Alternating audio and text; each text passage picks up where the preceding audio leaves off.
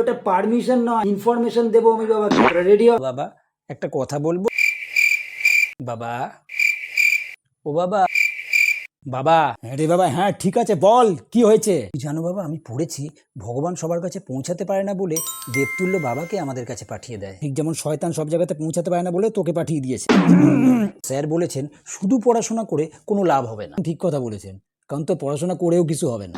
না না, পড়াশোনার সাথে সাথে ঘোরাঘুরিও কিছুটা করতে হবে। তুই যা বন্ধুদের সাথে ঘোরাঘুরি করিস সেটা জানলে আর উনি বলতেন না। ঘোরাঘুরি করলে মানুষের মনটাও কত বড় হয়। পরিষ্কার করে বলবি নাকি ওঠাবো এবার জুতোটা। এই মেদিনীপুর জায়গাটা কত বড় বড় মনীষীদের পীঠস্থান, তাই বলছিলাম ওখানে যদি। যাক, তাহলে সুমতি হয়েছে। আইআইটিতে পড়তে চাস তো?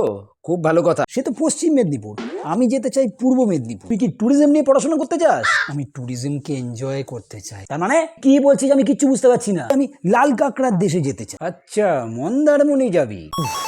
বোঝাতে পেরেছি। চুপচাপ বেরো এখান থেকে, মন্দারমণি যাও। কিন্তু আমি যেতে চাই। বেরো এখান থেকে, বেরো। চলে যাচ্ছি চলে যাচ্ছি চলে যাচ্ছি। ও দাদান, দাদান, তো কি হয়েছে?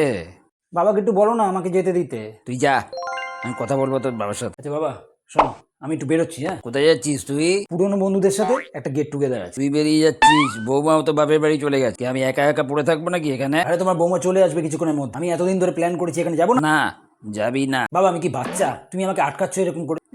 যতই বড় হয়ে যা, তুই এখন আমার ছেলেই আছিস, বুঝেছিস? আমি কতদিন ধরে প্ল্যান করেছি এটা। আর আমার নাতিটা যে প্ল্যান করেছে তার বেলা কি?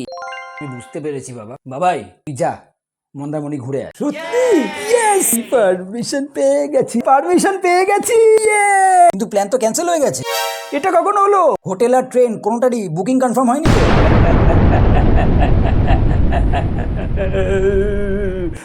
আমার সাথেই কেন এরকম হয়?